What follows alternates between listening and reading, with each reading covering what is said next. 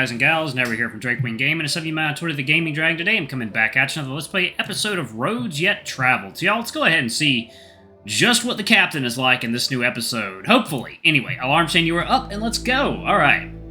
I peeked back into the lobby, but it was still empty. I even tried the other door, but it seemed to be locked.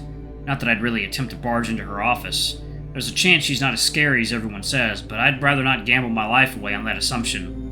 I've mostly gotten over my anxiety at this point, but being forced to wait like this still sucks. Surely the captain has better things to do than to waste my time, right? If she's so high and mighty, why doesn't she... A voice rings out over some unseen speaker. I'm sorry for the wait. Please, come in. I see the door leading to her office creak open just a bit, as if unlocked remotely. Well, so much for getting over my anxiety. Standing up slowly, I make my way over and cautiously peek inside. When I don't see anyone standing there, I head in. This is surprisingly tame for an office. I imagine there'd be a lot more, well, I don't know, trophies? Statues? Heads of past victims on spikes? The plants are a nice touch, though.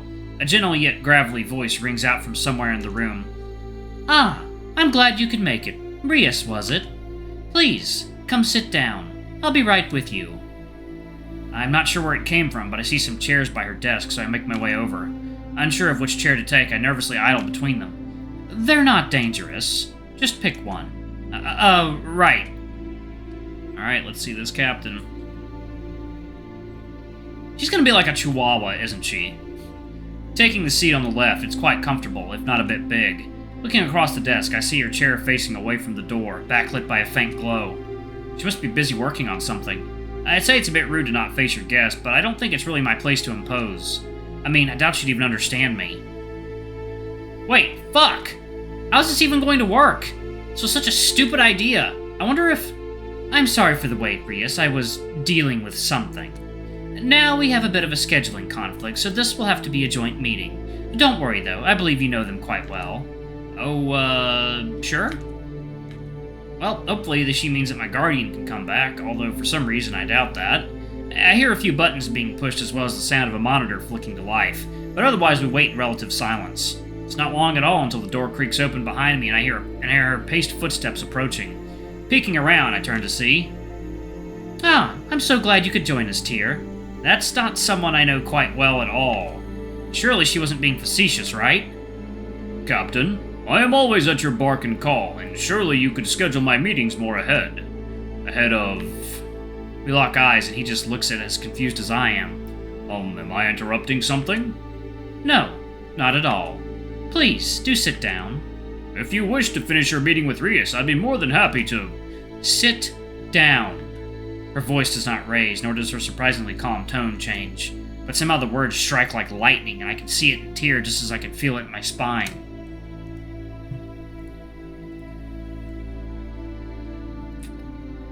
This is a woman who does not play around. He takes a moment to adjust himself before taking his seat. Are you well? It's been almost 2 weeks since we've spoken, you know. I am, thank you. Of course, of course. Need to do a different voice for him, like the Sean Connery voice. I think I hear monitor sounds coming from the other side of the chair. Now, I'm sorry that I had to call you here on such short notice. It's quite alright. And I am also sorry to hear that you seem to have damaged the Marin again. That's not entirely. And I'm sorry that you seem to fail at the most simple of tasks. Is that all, Captain? No. Stay seated. Should I be here for this? Would you please explain the results of your recent experiment, Senno? I've sent you the report multiple times now. Was that not enough? Tell me again. I want to hear it from you. He looks over at me, maybe not worried, rather just annoyed. I'd prefer not to speak about it in front of our guest here. What is this? What does that mean? He barely acknowledges my reaction. Tyr, I did not ask for excuses. He sighs and pinches his brow. I hear more screens flick to life as I assume she's pulling up various reports and documents to review. Of course, at the 9th mark exactly 11 days ago, the Marin was to undergo a test of some new proprietary parts. It was a routine experiment to see if any of the changes we made would affect our results in any way. We were... wrong. Wrong? Yes, wrong. I know what happened. I want to hear you say it. Now I really feel like I shouldn't be here. The room goes cold, and I hear the telltale sound of fingers tapping on metal. Tyr grumbles out a few complaints before continuing. You're correct, Captain. The test was indeed not small, nor was it entirely scheduled. I must have forgotten. An accident, no doubt. Please, continue. He takes another look at me before continuing. Why can't he explain this in front of me? I barely understand what's being said around me most of the time anyways. This is no different. Of course.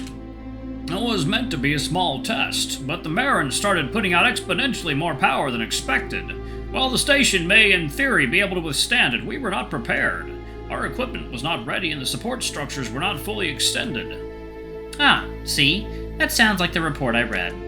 Please, I believe I know what happened next, but elucidate me. When the test began, all of our recording equipment was immediately sent offline, as well as some of the localized crew. It seems that the hum was far more dangerous than we expected it to be. Hum? Yes? I'm asking what it is, Tyr. Thank you. Water time? Alright, guys and gals, and we are back. Let's jump back into it, shall we? Okay. I've explained it to you before, have I not? Then explain it again.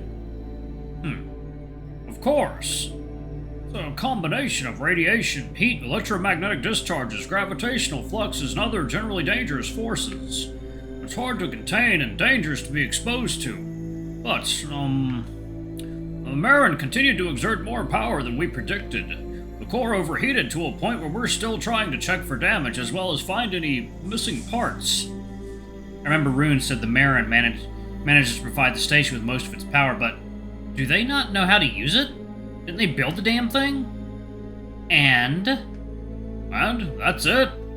Everything after that was detailing repairs and cooling down the circuits, along with scheduling structural repairs and, well, a few impromptu medical exams. Oh, Tyr, I hate it when you do this. And give me the full report, now. There it is again. Her voice flips from a melodic chime into biting words, and I can see it's had its desired effect on Tyr. He takes a second to compose himself as he swallows some accumulated fear down his throat before looking at me. Captain, I must ask one more time. Must the subject be here for this? Surely you could at least grant me some leniency. What did you just call me? Are you going to give me the report or not? It's just that I would rather they not be here. Tell me, Tyr, why is that?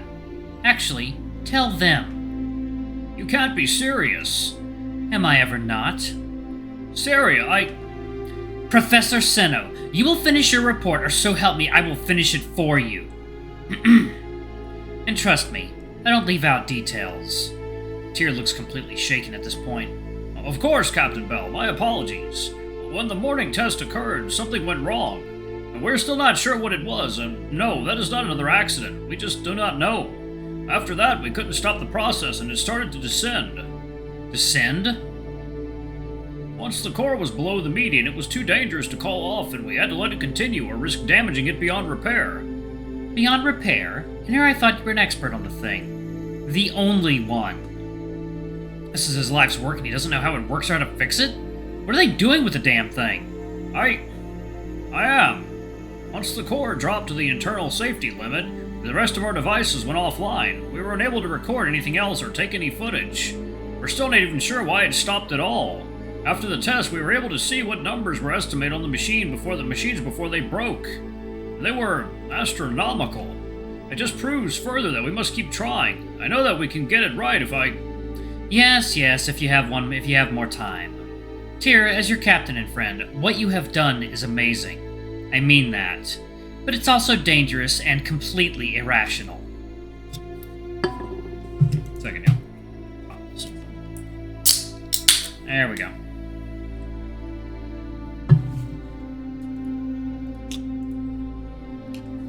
We still have no idea what that machine is or how it even works, and We're so close, Captain. I know we can... Do not interrupt me. Tyr, I know this is important to you, and I know what it could mean for all Rain. But please, temper your expectations. You're working with something that even the eye cannot predict. For now. What does that... Huh. And the rest of it? Rest of it? The data, Tyr. I heard that it was jumbled at best. It was worthless, I'm sorry. Even Marin couldn't figure it out. Disappointing. Sometimes I truly don't understand how you earn your funding. Captain, you saw the kind of output we're dealing with. It's like a star. Please, you have to let me finish this. Do not beg, Tyr. I haven't the authority nor wherewithal to shut your little project down. By the void, I know it's the only reason we're still floating. It's not my decision to make. However, he perks up a bit as she continues to talk. Your report has, well, it's caused some issues back home. Not so much due to your failures, more from the accidental success you seem to have found. Or stolen. Mind you, both are fascinating. But it has caused quite a stir. Your new research seems to have worked for one thing, though, Professor. All eyes are on the station once again. Are they not already? I thought the Icaroid 2 was like a jewel of scientific progress. Maybe I was just reading into it too much. I take it the news of the recent test has already reached unwanted ears. Tyr, they're your boss. Of course they know what happened here. Tyr is a boss? Actually, why is that what I'm focusing on? I prefer to think of it as a partnership. Well, something of the sort. Yes, well, your partner has decided to send a crew from Marin. Oh. Whoa. To come and investigate. They'll be here within the week. Did I just... What was that? Ah, what the... By the time my hands reach my head, the pain is already gone. Looking up disoriented, I notice a glance from Tyr before he responds to the captain. Wait, from Marin? By the void, he's not coming, is he? No, not that I'm aware of. But I would be careful. I'd hate to have something like that on my station. Of course, Captain Bell. She lets out a labored sigh as I hear a few screens open and close from behind her desk. More fingers dance on cold metal as we wait for her to make her final judgment. Tyr seems to be pondering what to do next, and I'm just left confused as to why she needed to tell him she needed him to tell her all this. Unless she just really likes making Tyr uncomfortable. It had to have been for me. But why? Alright, thank you, Tyr. Your report seems to be in order, as I had expected.